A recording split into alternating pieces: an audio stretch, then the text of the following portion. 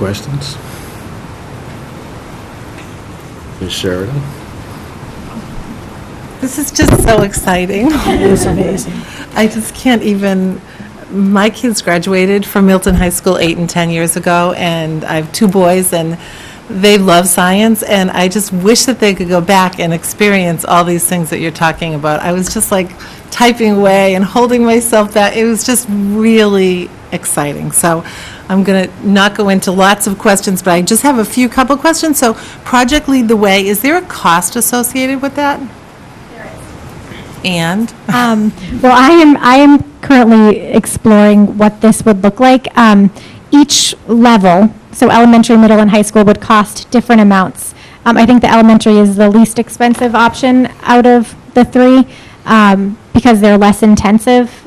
I don't think that they last for as long as the middle or high school level do, but they do have the trainer model for professional development. So the district could send, at the elementary level at least, I really can't speak to the middle, but I know at the elementary level, we could send one teacher or myself or someone to the training, which I believe is 2.5 days. And then the goal is that they could come back and train any teachers that were going to be implementing the program. And that's general for any Project Lead the Way launch program, which is the elementary. I think it's a little more specific at the middle school. And then there is a cost associated with materials. Yeah, the model is definitely different at the middle school. I mean, you don't have to go into all the specifics of it, but just the ballpark of, are we talking $1,000? Are we talking $50,000? Are we talking $25,000? Yes, that was one of the interesting things about this program. It was in thinking about the Milton Foundation's STEAM celebration. That was one of our thoughts for where we could go with that. But the other thing that we liked about this is there are 2 basic launch courses that you need to offer, but after that there's a whole menu of courses, and so those actually are the ideal thing to be writing grants for, to keep continually adding courses to enhance your menu of STEM offerings. So once we sort of did a basic course, we then could write grants hopefully to get some of these other more unique and actually probably the highlight courses for some of our students. So. That's kind of what my next question was going to be. So it's a big upfront and then minimal as you go along. So that sounds like a perfect match for what you've described. Thank you. The high school has so many diverse and exciting choices right now for kids. It's wonderful. Can students take multiple science classes? I know that sometimes scheduling is a challenge, but I'm sure they want to take them all. So So at the high school, biology and chemistry are requirements in order to go into the upper level courses such as physics, anatomy, physiology, environmental science, all of our APs, and biotechnology. But we are very creative with working with our guidance counselors and our administration that if students really do have an interest or a drive, that we have seen an increase in the number of students starting to double up in science beginning in their junior year, continuing that into their senior year. Our most special cases have been the students who try to take 2 full-year science courses and one of the electives, whether it's biotechnology, environmental science, but we do try to find ways with the students to make it work. that's great.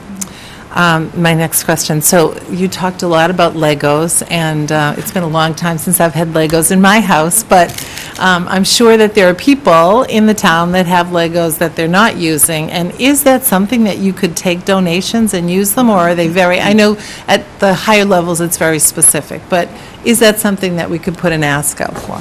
At the elementary level, in first grade, donations for Legos would be helpful. Second grade, it's a very specific kit with very specific pieces.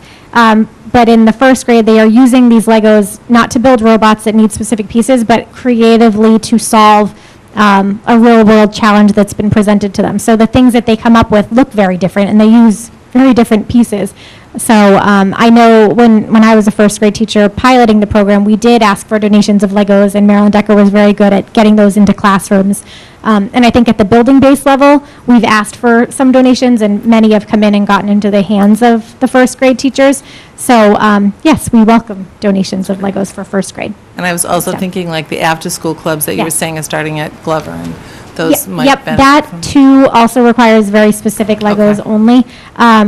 But there are, at different schools, there are some after-school clubs that are open to all students. I know at Cunningham, they have a Lego after-school enrichment club where they're doing a lot of similar things to what I mentioned in the first grade STEM program, and they just use regular Legos. So, yes, donations are welcome and appreciated. Thank you. That's great.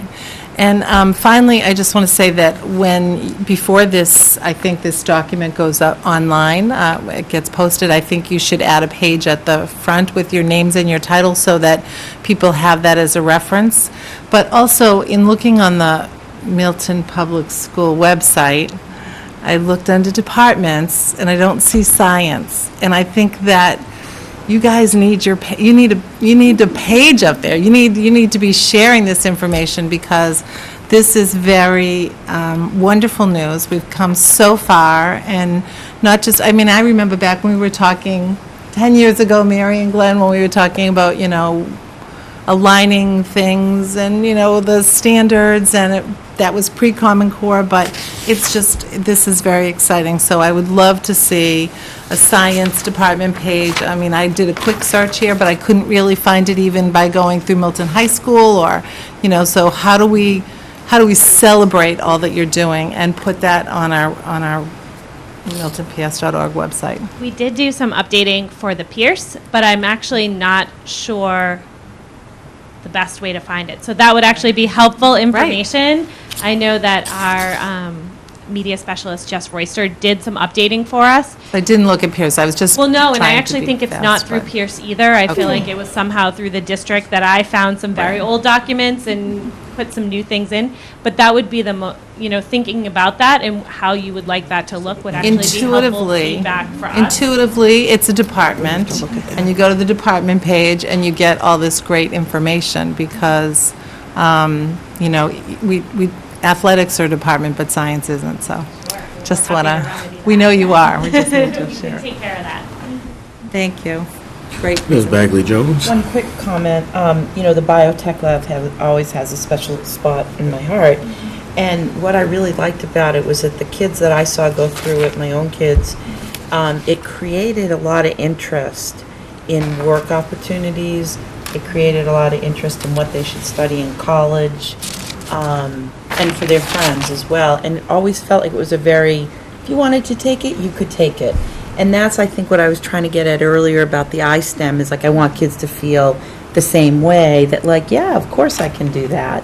Because I don't know if it's still true, but they love that biotech lab because of the hands-on piece of it. Yeah, so that is still, any students who complete the biology and chemistry, just to have the background knowledge, are able to take it. There's no prerequisites in terms of grade point average or anything like that, just those two courses. And again, with having the two different courses now, the semester introductory course, and then for those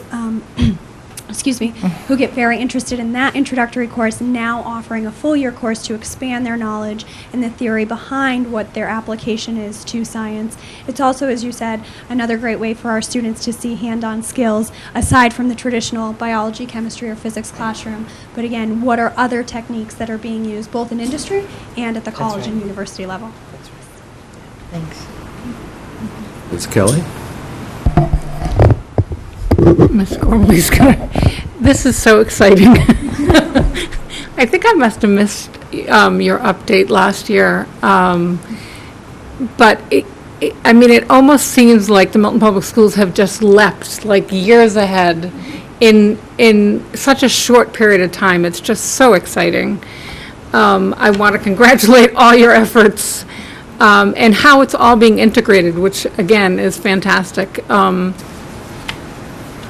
Robotics are sort of close to my heart because one of my guys, I think, was in an initial robotics club, and it actually creates huge opportunities for growth, not only in just learning about robotics, but just the meets and how do you coordinate and how do you work on a team. I mean, it just is a fantastic skill.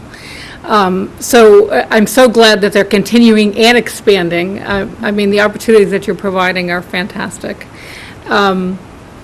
So one thing I did want to mention is I think it's fantastic that we're doing science fairs.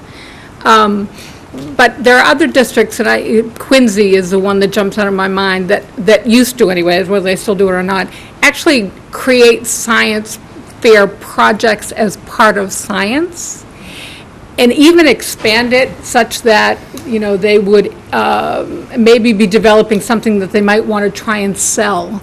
And they would do presentations, and they would create a written document that would try so that, and granted, you guys have tons of stuff to do and this much time to do it, but if we aren't getting kids to be engaged because maybe, their family can't help them out at home, or they don't have the resources or whatever, if there's any opportunity, even if it's not as big, they can be small-scale projects maybe that could be done in the classroom, that would then engage everyone. Everyone would be working on the same thing. I think that would be a fantastic opportunity. And thank you so much. This is just really, really fantastic.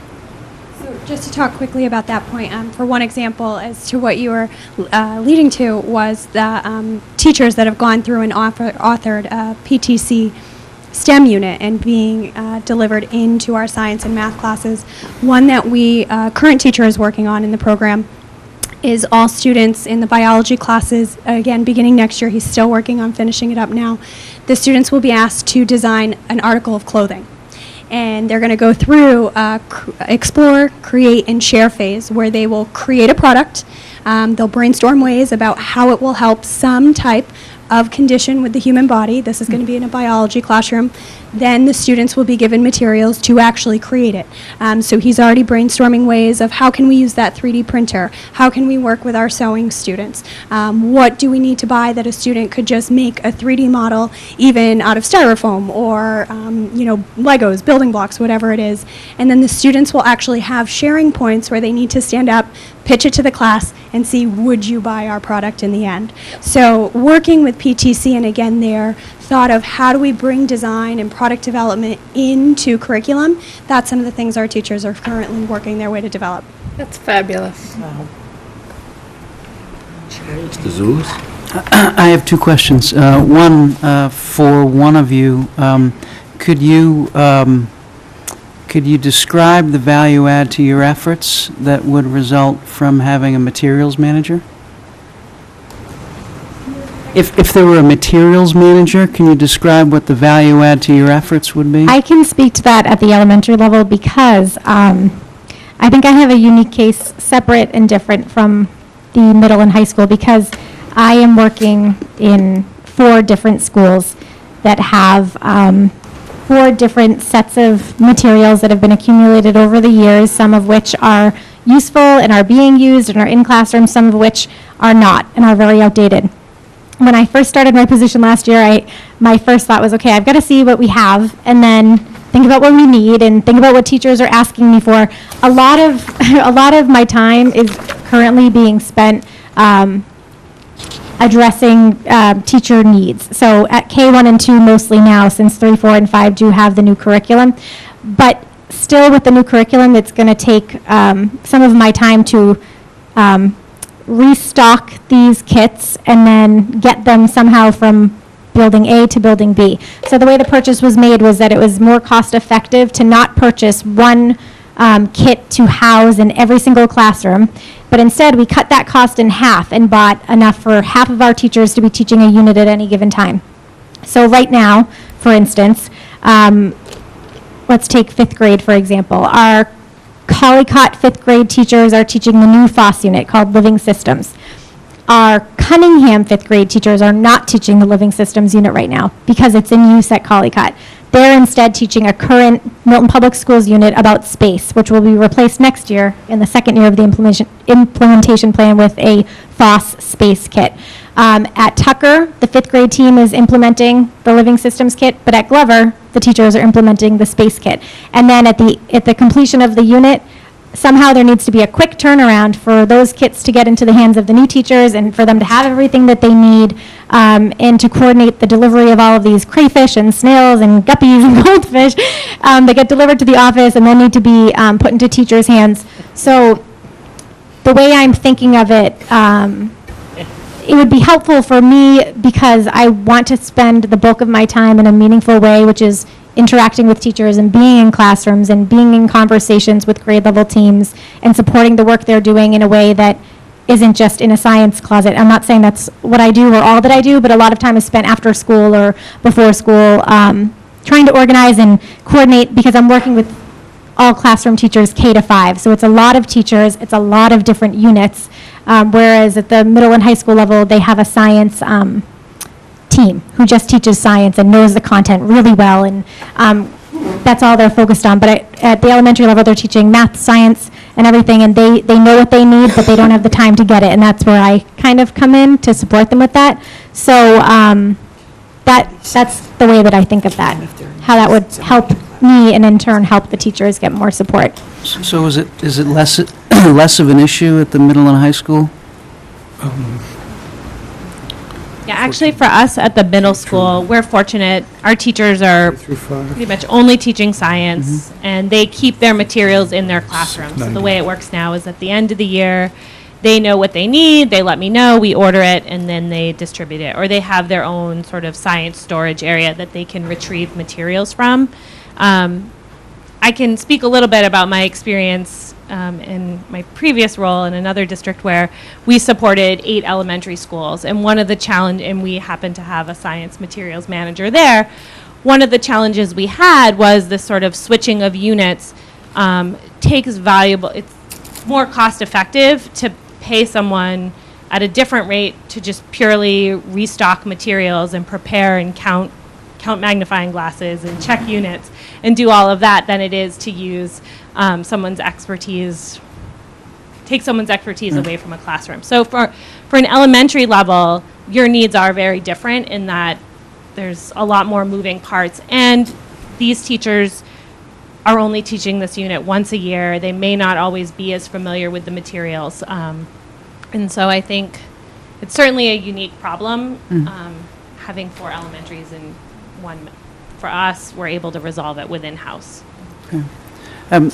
And then the second question, there's been some discussion about getting a 3D printer for the library. How useful is the 3D printer? How useful has it been, and how useful do you think it will be, I guess? So right now, the 3D printer that we have at the high school is housed within the mathematics department because computer science is actually an elective of the mathematics department, and that's utilized there. We're working on a grant to get one for the science department as well, just because we also run into scheduling where courses that may need them will run concurrently with one another. So looking to, if we have a couple more in the building, allowing for that expansion of all of our classes that run. The only thing with looking at the library as a space is we would just have to ensure that the software would be on those computers to read it in that location. No, the discussions were at the Milton Public Library, getting it, so I was just But curious we'd like one at your own library. No, I hear that. No, I was just curious at how useful it's been, because there've been discussion Very. about getting it. Very engaging for the Very. students, very, yeah. One, very. I also saw it in action at Milton Academy. I had gone to observe the Lego Voodoo program there a few years ago with Marilyn Decker, and they had a 3D printer, and it really is pretty cool, and it gets the kids involved, and they're proud of their work, and that was the first time I saw it, so I was excited to hear that Milton High School had one, too. May I say something? Sure. I should wait till Mr. Walker speaks, but we have very gifted and talented teachers in the Milton Public Schools. So to Mrs. Kelly's point and Ms. Sheridan, I think that we have to go back for anyone just viewing and go over that the school committee said 2 years ago, what do you need to move the district ahead? And we identified 3 areas.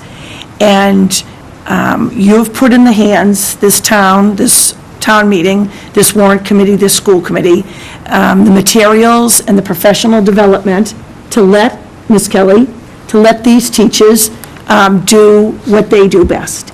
And so you heard tonight at the beginning of this advancement initiative, we used to talk about it, but you heard over and over again the text, the materials, the supplies, the professional development. And I want to tell you, and I need every school committee member to convey to the public, that without that advancement initiative, we would not have been able to be at this point. Let me repeat myself. Without the advancement initiative funds, you would not be hearing this presentation. Or you would have had to let X number of teachers go. And those are the teachers who are using the text materials and supplies. So this advancement initiative, you take talented teachers, you take talented and gifted children, and you put the materials and the professional development in their hands. And these are the kinds of exciting options for students that you're going to hear. I also have to say that for the Milton Foundation for Education and other groups, they don't want to assume the taxpayer's responsibility. They want to enhance what's going on. And I sat here tonight and I've marked my paper 29 times when these teachers who, excuse me, Glenn, could you move back? These teachers, move back, Glenn? These teachers who are trained to teach, are trained in science, have talked about writing grants and fundraising. And so for one who does that work, it takes a lot of time. And it's time away from correcting, and it's time away from planning, and it's time away from collaborating. But they do it, and they're proud of it. But I have to say to the town of Milton that their tax dollars and their investment in their schools is so enhanced by the work of these professionals who are going outside the taxpayers' responsibility and tax dollars, and they do it, and they're proud of it. But they go to the MFE, today they put in grants, and the MFE will give $20,000 out. Blue Hills Bank, I have 24 marks that they referred to tonight about grants and fundraising. And so on behalf of the school district, I want to thank you, but as a parent or guardian, I wouldn't want my child's science education relying on the success of grant writing. So the grant writing enhances the school budget. And so again, the school committee 2 years ago, going to the warrant committee, going to the town meeting, said, this is what we need to operate and provide the Milton Public School children with the education that they should have equal to other children in other districts. And I think tonight, this science presentation just really symbolized the work and the efforts of the taxpayers' dollar and your commitment to excellence in education. Because if, again, in the beginning, if you take talented individuals and you give them the text materials and supplies, you who have been sitting here know they didn't have, you made a commitment on the school committee, Christy Chiapetta will tell you, and Karen Spalding, to purchase all of the materials. You didn't say, you have to wait 5 years and you'll get a grade a year. You purchased the materials and you made the commitment to the children who are in front of us now. And so, for your work in all of that enhancing, but I don't want Amy Tom to rely on that course a year from now on the success of fundraising. Again, to enhance the experience, but every child deserves the education that should be funded by the town of Milton. And then the enhancements come from the fundraising. And you have done an outstanding job, and the school committee will talk later about, and I spoke to Chairman Walker, all of the pieces you've put in, they're really only months away from a continuum plan and a 3-year out plan, K through 12. But all of the work you've done in the investigation and how you have really taken your professional development statewide, I'm really so grateful on behalf of the children. And I love that Mrs. Kelly mentioned the robotics. I just have Mr. Diamond go anywhere that we go and just put up about the robotics. I equate it to the debate. We started debate as a club. Now it's an elective, and some students are in the elective, but when we compete against other high schools that the Milton Public Schools want to be like, those are in-class schools. So it's very hard. My ulterior motive is for you to compete against other districts when you're 2 hours after school. I will guarantee you that those are electives, courses during the school day, because that's what we found out in other areas. So I thought this was amazing tonight, and again, to the advancement initiatives, but there could have been funding, but your skillful way, talented way that you took that funding and maximized it for the children and for the program, you're to be complimented. And I want to tell the school committee and the public, they've developed a team here. And so nobody's working in isolation. So I'm sorry, I should have let you go first. Very well So- said. Only a fool would try to follow that. So, thank you for everything you're doing. Impressive presentation, thanks. Thank you. Thank you. Superintendent Gormley, Leslie Haynes is smiling. Well, I have to tell you, they mentioned her name and you today. Big I have to tell smile. you, we're debating, if I might, before they leave, you know, again, so the school committee doesn't think they come with the public and they're not part of the team. Today, when we had our meeting about the advancement budget, and they talked about how you advocate for the science, and somebody said, I think she's talking about Leslie Haynes. So people remember, and they know when science was alive in the Milton Public Schools. Thank you. Happenings? Briefly, thank you. Thursday, we asked, every year, it's sort of a treat, a group will come up from the high school play and give you a little snippet, and they were supposed to come at 7 o'clock tonight, but I think they may have run over in their practice. And so tomorrow night at 7 o'clock in the Charles Winchester Auditorium here at Milton High School, and Saturday at 2 o'clock or 7 o'clock at night. And that unique schedule is because they're competing against a football game on Friday night. So Legally Blonde, I will guarantee that you'll leave humming and enjoying that high school musical. Our school committee member meeting, to Chairman Walker's point, is Monday night, reminding the viewing public. Tuesday is Veterans Day. There will be no school.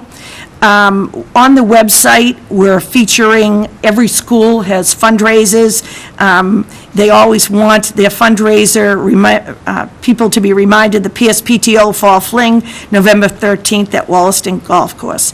For any parent who's still viewing or who watches this meeting, I would encourage them, if they don't have their parent-teacher conference scheduled, for them to directly contact their principal and/or their child's classroom teacher. We're looking for 100% participation in parent-teacher conferences this year, and we'll bend over backwards to work around parents' schedules. And circle on your calendar, we're bringing back a program that existed in the Milton Public Schools. On November 24th at 6:30, our athletic director and high school principal are going to have a required night for all the parents and guardians of athletes, and the music department's going to make it a required night, and it's going to be for parents on chemical awareness. And so we've worked with, through Chairman Walker, we're bringing Jennifer Rowe, and she's going to bring the district attorney, working with the Milton Police Department, and I think it will be a night that parents will become educated, and we'll do a tremendous amount of publicity about that night that's going to be required for the parents and guardians of all students going into winter athletic teams. What was the date for that, Ms. Gormley? November 24th at 6:30 at the Milton High School Auditorium. Thank you. Okay, first item on my report is Transportation and Traffic Safety Subcommittee. You have a document in your packet and on Google Docs if you prefer. This need comes out of a number of discussions that all of us have been having with parents in various parts of town related to traffic safety and transportation issues. And it builds on a conversation that we started on at our last meeting, where we were looking for the means to try to compile some of these complaints and concerns, and more importantly, to see if we can resolve them. So it's recommended that we vote to approve the formation of an advisory subcommittee entitled the Transportation and Traffic Subcommittee. The purpose would be to review transportation and traffic safety as it relates to the Milton Public School students. And the intent is that the subcommittee would serve as a conduit for concerns related to transportation and traffic safety received either by school committee members or the school administration. The specific charge of the subcommittee would be that this subcommittee would coordinate the development of solutions to the identified transportation and traffic safety issues with the Milton Police Department, Department of Public Works, the Traffic Commission, and the town administrator at a minimum. And in terms of composition, the thought is one or more school committee members, the assistant superintendent for business, given his responsibility for transportation, the director of transportation, and one parent from each elementary school appointed through the respective PTO president. So I'll entertain a motion to form such a subcommittee. Moved by Ms. Sheridan, Second. seconded by Ms. Kelly. Any discussion? Just one thing, if I might. I think it's important to acknowledge there is a group of parents who have, in a way, driven this issue in the last couple of our meetings, and I'm sure they'll be here Monday night as well. But I think it's important to acknowledge because they participated in the process productively and creatively, and they are at a minimum Heather Montgomery, Cindy Christensen, Carrie Kelly, Rose Rhodes, Deidre Howard, Tracy Reagan, Tori Curtis, and Jane Green. They've spent a lot of time here and outside of these meetings, so I think it's just important to acknowledge, their efforts and that those efforts have been fruitful. On the motion, it's been moved into Ms. Kelly. So just one question. Are there any safety issues around Pierce Middle School? I'm just wondering, we only have the elementary schools, and granted, if we want to just focus on elementary, that's fine, but I think I there are. didn't know whether Pierce might be also, just for, I'm just thinking 6th graders, 7th graders, whatever. Sure. I don't see any problem with broadening that. The traffic turnabout at Pierce is difficult. I'm sorry, I missed the beginning of this. I didn't realize it. I'm sorry. I missed the right, I know. But I Okay. mean, we had just read through it, is that Yes, what I we missed? did. Okay, thank you. And we have a motion that's been moved and seconded to approve formation of a subcommittee. And I'm about to take a vote. Actually, I have one more question. So if Okay. we're adding middle school to it, will we have a middle school representative parent on this committee as well? Yes. That's what I was thinking. Okay. That's, I don't yeah, think we that's sort of what I actually was stated trying to. that. Yeah. So that's. So with that modification, friendly amendment accepted. On the motion, all in favor? It's unanimous. So may I ask a follow-up Sure. question? So it says one or more school committee members. I didn't know, if there was some thought around that? Yes, well, Ms. Bagley-Jones has expressed an interest in coordinating some of these issues, so we have at least one member who has expressed an interest, and Thank you, Kristen. What was what I was trying to express very late that night, and I was inarticulate, and Leroy came up with the word, and I was like, that's what I meant. But I do think that the parents you mentioned have raised so many issues around safety that it bears to really look into. So I would be interested and welcome anybody else from the school committee who would like to join. Looking at Mike. We're there. Or anybody else. Yeah, we'll be there. next, the superintendent's evaluation. All of you received a composite document that represented feedback from several school committee members. I actually had the opportunity to involve the superintendent at the same time that I forwarded that document to school committee members. I also forwarded it to the superintendent. I'm pleased to say that the superintendent was pleased with the ratings, with the content, and with the comments. So I'm going to try to summarize the document, and then I will give each member an opportunity to comment, and then I'd like to vote to approve this document.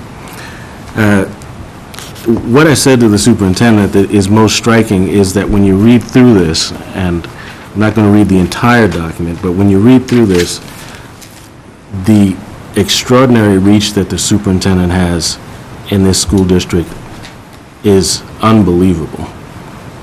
She is involved in every single important initiative. She's involved in outreach. She's involved in things that are going on in the community. And I don't know how she does it, but she's everywhere. And we know from our email that if she sleeps at all, it's maybe 3 or 4 hours a night. But the document is divided into professional practice goals, student learning goals, district improvement goals, and then 4 different standards. The professional practice goals were related to learning walks for this particular period. There was significant progress there. The student learning goals were directly related to proficiency gap performance, and there were a number of instances where we exceeded the goals and a number of instances where we didn't meet the goals, but significant progress there as well as the rating. And then district improvement goals, which related to development of community partners, and there we saw some progress as well.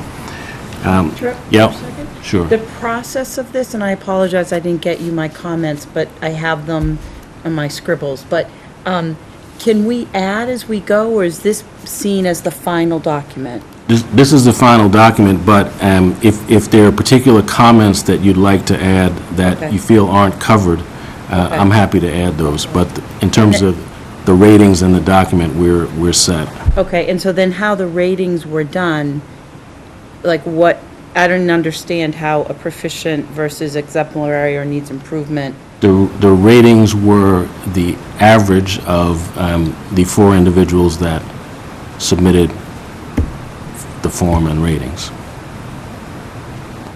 Okay, so my apologies, because I didn't realize if I didn't submit them ahead of time, that they couldn't be included in that in terms of the weighing of the measurements. I don't remember us doing it that way before, so. We've never done this process Right, before. that's This what is I a lot mean. more rigorous and involved a lot more work. Oh, yeah, but I didn't realize that if your comments or your feedback wasn't in here, then it would impact the weighing of the final product. So, I don't know. Okay. So let me keep going there. Standard 1, instructional leadership, the rating was proficient. Standard 2, management and operations, the rating was proficient. Standard 3, family and community engagement, the rating was exemplary. And Standard 4, professional culture, the rating was proficient. So what I'd like to do is read just a sampling of the comments and to give you a flavor for some of the feedback that's included in here. The superintendent shows a tireless commitment to student growth through her nonstop work with students and teachers, with her leadership team, with staff, with parents and guardians, with the school committee, with other town elected officials and departments, with community groups, with professional groups, and with other professionals. Through the force of her work ethic and will, the superintendent has driven this district forward to improve opportunities for all students. The superintendent has led the district diligently to expand student assessments and teacher evaluations, and to broaden the district's capabilities for data-driven decision-making. Under her leadership, the Milton Public Schools has made great strides creating and incorporating internal assessments across the district and utilizing state and internal data in decision-making. The superintendent has shown a devotion to instruction in the classroom through her extensive program of learning walks throughout the district. The superintendent continuously sets high goals for herself and staff. Just a few recent examples would include her early literacy initiatives, which are focused on closing the literacy gaps. She has consistently lobbied for the hiring of additional reading specialists, which have shown to be effective in improving student reading levels. The English Innovation Pathways STEM program in our early grades will lead to higher student science proficiencies and also help ignite a love of science in the early years. Additionally, the implementation of the new teacher evaluation tool will help drive all classrooms meeting the needs of all students. The superintendent is committed and well-known within both the school community and town community. She is present at almost all town and school events. She knows how to rally support within the town for the schools on short notice. The superintendent does an outstanding job in communication. Her email blast is a communication model for all districts. She has amazing connections throughout the community and beyond. She works tirelessly to listen to and resolve any concerns and makes great effort to work with diverse groups and head off potential conflicts with Milton Public Schools employees, parents, and community members. The superintendent engages families and community stakeholders through direct one-on-one communication by email, telephone, and in-person meetings. The superintendent works effectively with community groups such as the Milton Foundation for Education, the Copeland Foundation, Citizens for a Diverse Milton, and the Milton Library Foundation.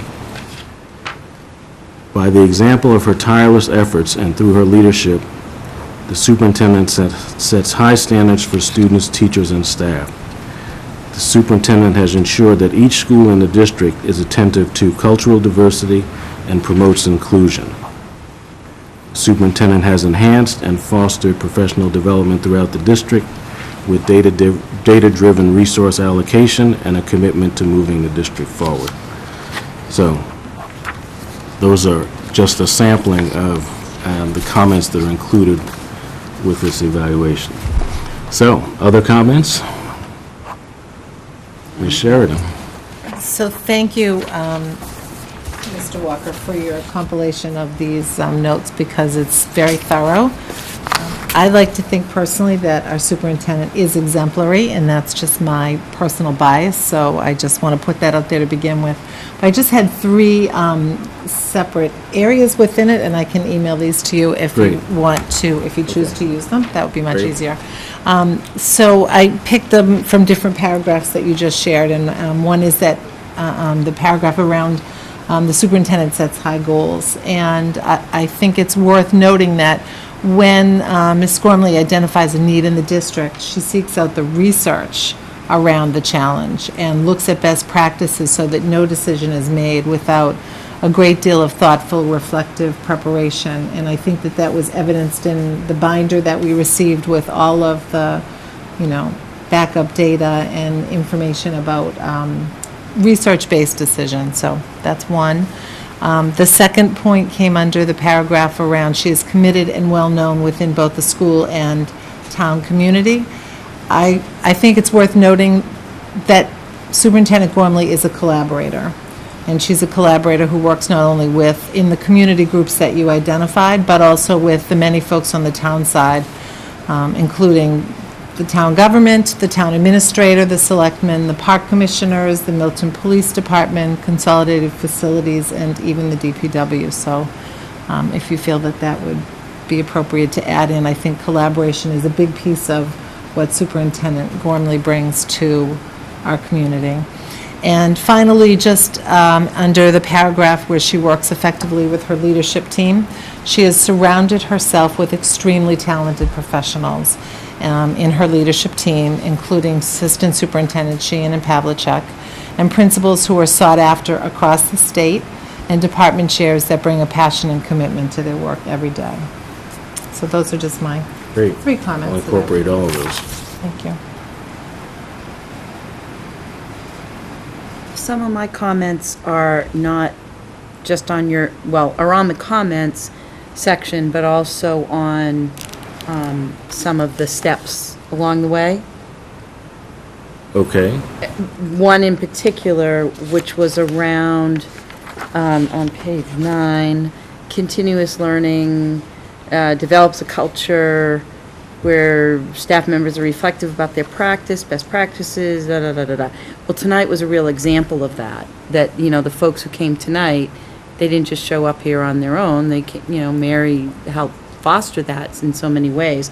And that's a proficient, which I would think would be more of an exemplary. And I understand it was a group grading or whatever, but to me, that really stands out of when we see these really creative and hardworking folks, that's coming from the top to get that going there. So, and there was another place for environment on page 7, environment and human resource management. The safety, health, emotional, and social needs I saw as exemplary, and also the cohesive approach from sitting on many of the search teams to hire people over the years, really seeing how that worked. I saw those 3 things now as very exemplary. And then on your comments, which I thought were great, I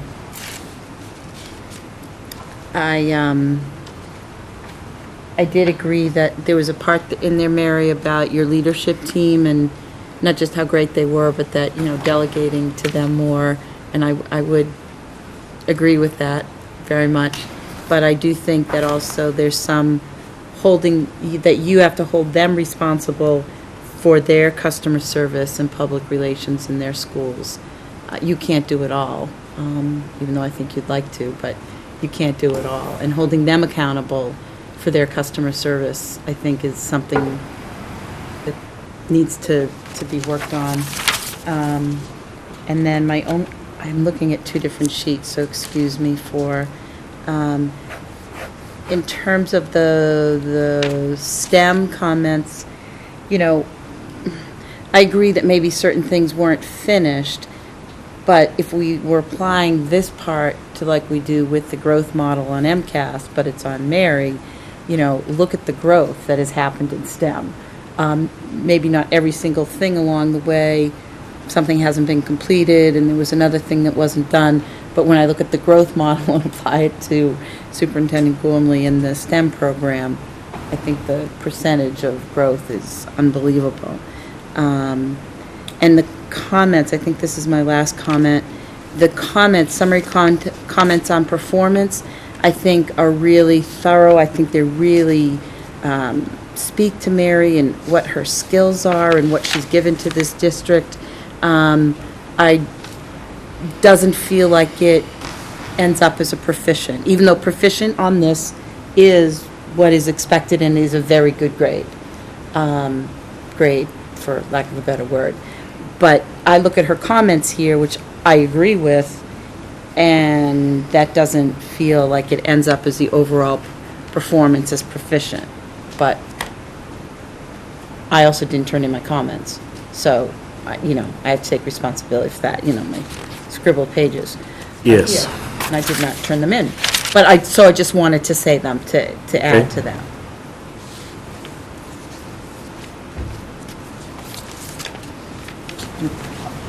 Yeah, I'll add 2 overall comments. On the grading, on the levels,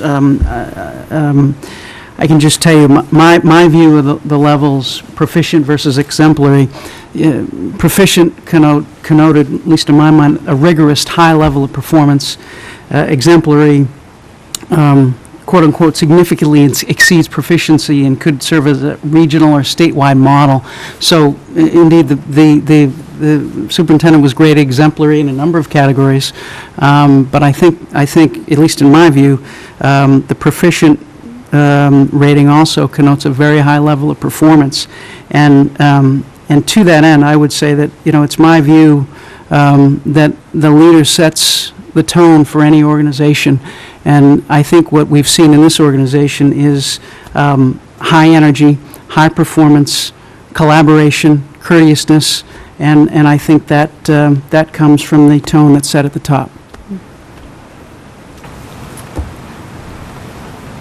Ms. Kelly? I think I want to comment mostly on the process. This is an amazingly detailed review, not only starting with the documentation that you provided for us, but also just thinking about all of this. I mean, this is a huge evaluation. And I think it's a great tool. I often, I think in previous years discussing superintendent's evaluations, I can't stand that it's something that we have to sit here and do publicly. I think evaluations are much better done one-on-one, where everyone can be frank, and you know, the process is a productive one as opposed to, you know, a presentation. However, I mean, given all of the, you know, I've been here for a few years now, it is amazing if I compare sort of the school committee's role in interacting with the superintendent and helping to mold together sort of the vision and moving forward. It is amazing what has changed in, I think, 12 years.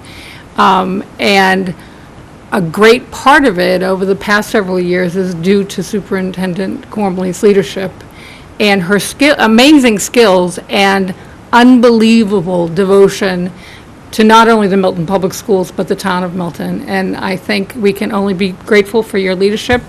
Thank you for all your dedication, and look forward to future success. So thank you. And I do agree. I mean, Mary, you're saying it, you know, exactly what I'm thinking, and I also hear you, Mike, about proficient. I guess when I look at, and having worked in public schools all of my career, I got to tell you, we get the golden apple over here. And that doesn't mean just because, whatever, but I'm just giving you as an example. I don't see this as an overall proficient superintendent, even though proficient is a very good grade. I feel like I'm with my students talking to them about their grades. B+ is very good. But that Mary, Superintendent Gormley, is truly an exemplary superintendent, and she could go anywhere and, you know, any town and show them a thing or two. So I guess I just want to really say that. I wouldn't see the overall rating as proficient. So, that's all. So I'll entertain a motion to accept the document with any additional comments submitted by Ms. Bagley-Jones and Ms. Sheridan. So move. Second? Moved by Ms. Sheridan, seconded by Ms. Kelly. All those in favor on the motion? It's unanimous. Thank you, Mr. Walker, for your work on this. Yes, thank you. Thank you, Ms. Gormley.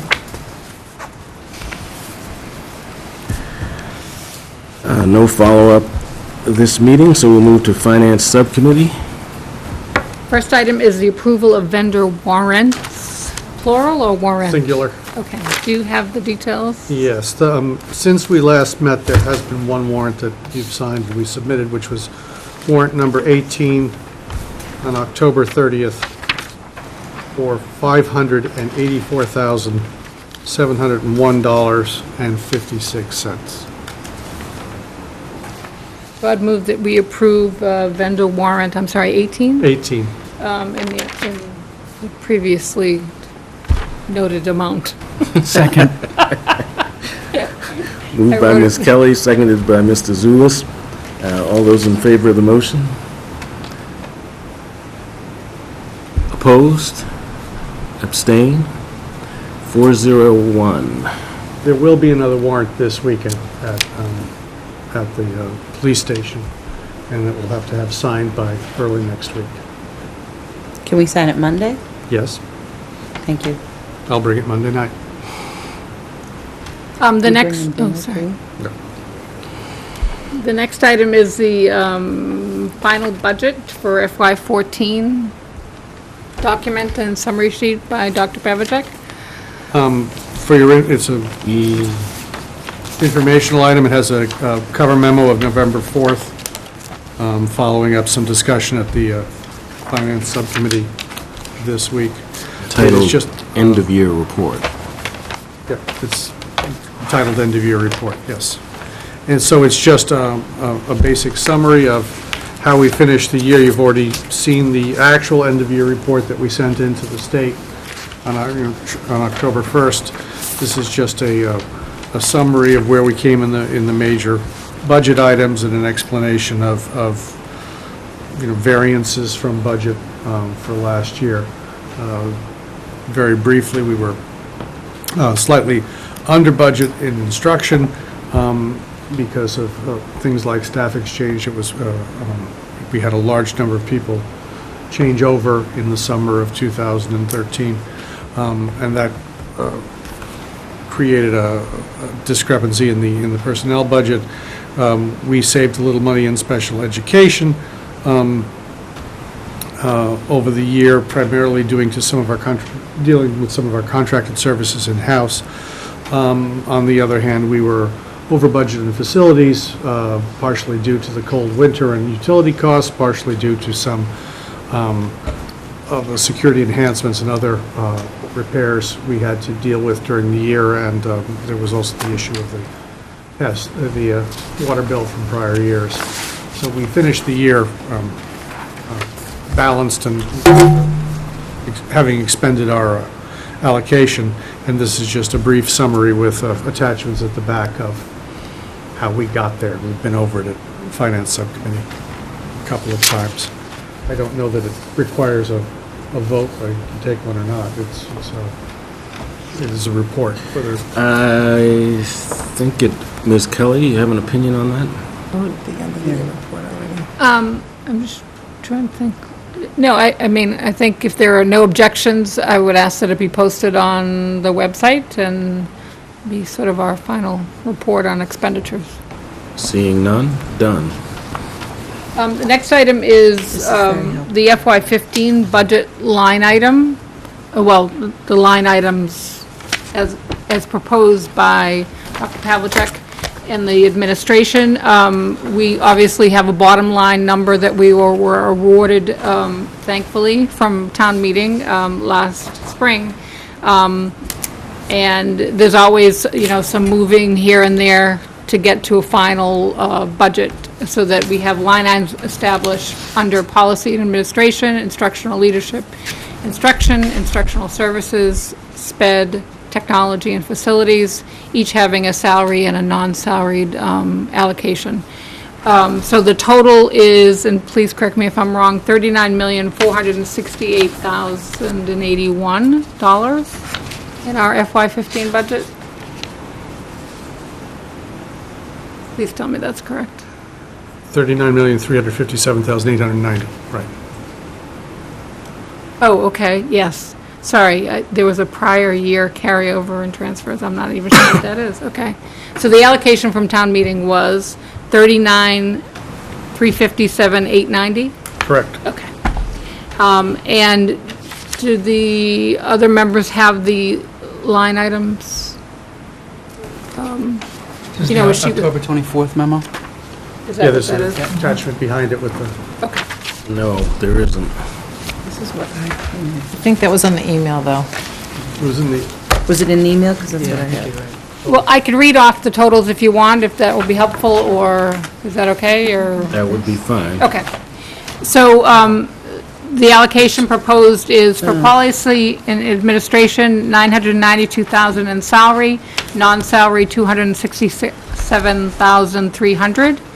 In instructional leadership, the salary, $2,857,125, for non-salary, $64,500. In instruction, $18,376,200, and non-salary, $684,365. In instructional services, $2,485,700, and in non-salary, $444,000. In special education, for salary, $5,694,700, for non-salary, $4,170,000. Technology, salary, $261,000, non-salary, $249,000. And last, facilities, salary, $1,483,000, and non-salary, $1,329,000. Again, for a total of $39,357,890. So I would move that we vote those line items and basically monitor that throughout the remainder of the year. What's the total? $39,357,890.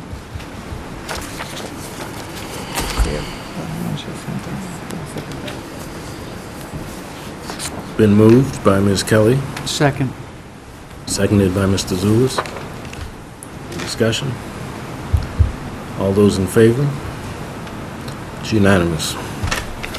And then the last item is quarterly grants, which I would echo the sentiments of Superintendent Gormley that take a lot of hard work on the part of our administrators and our teachers, and we're very grateful for them for doing that.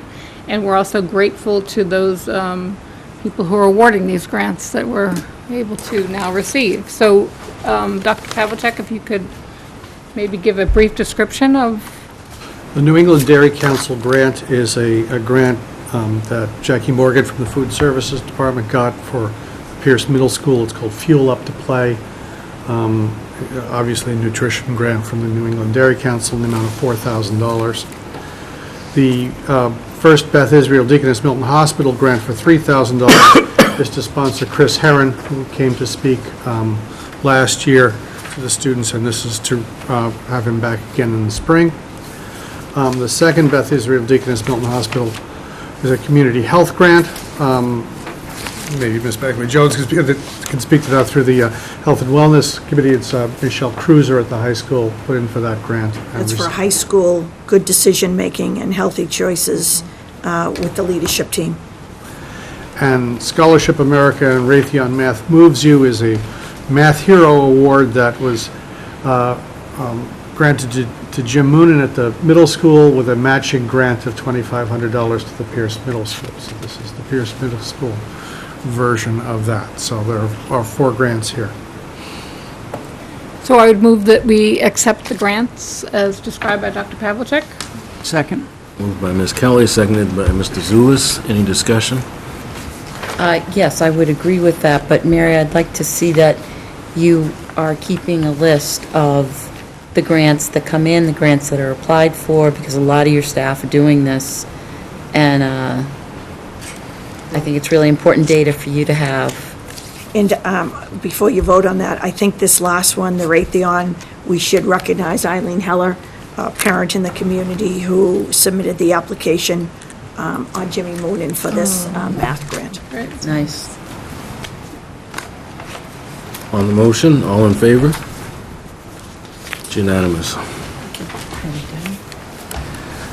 Citizen speak topic response, and we don't have any response, but tonight's speaker suggested the formation of a SPED subcommittee, so I'd like to hear from members and from the superintendent at some later date as to whether that's an idea we should entertain. Ms. Sheridan? So I heard that's what she asked for, but I was actually wondering, and because I couldn't respond at that time, if it would be more appropriate to have a representative sit on their committee rather than a subcommittee. So have a school committee rep that attends the PAC meetings might be a more effective way to communicate back and forth. And we already have a representative from the leadership team to have with Karen Clasby attending. So I think just a friendly suggestion that might be a more efficient, rather than trying to do our work in a different space and time, but just to actually be more effective, a better use of our time to be sitting with them at the table. Just a thought. Could you raise that question with her? Absolutely. Thank you. Ms. Kelly? I'm just trying to find out what you mean by that. So it's one thing to have a liaison who goes to their meetings. It's another, I think what they're asking for is more of a partnership, which I think is a reasonable request.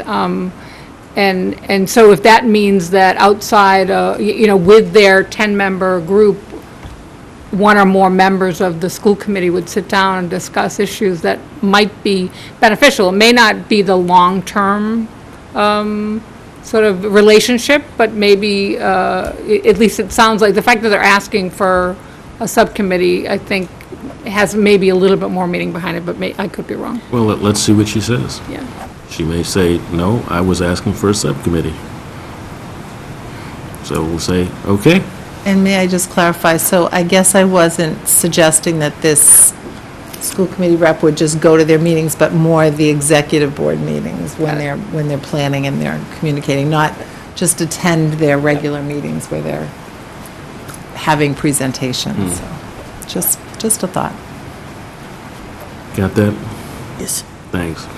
I'm sorry, if I could just add, could we just ask what other communities do? Find out. I think there are some other public schools that have a subcommittee of the school committee. Like models. Yeah, so let's just see what else is out there. Next meeting agenda items, we moved fiscal 16 fees and advancement update to Monday night. Ms. Sheridan? So I asked at the last meeting, and I know it didn't make it to this because this was a very full meeting, but that we just revisit the facilities subcommittee expectations or goals or charges Okay. from the school committee, please.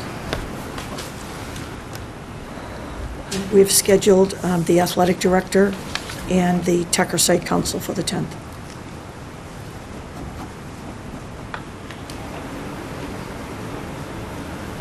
Great. So I would like to wish our partner, Maura Downs, happy birthday. She didn't call in sick, she came to her second job. Would you like us to sing? Thanks, Mara. And with that, we are adjourned.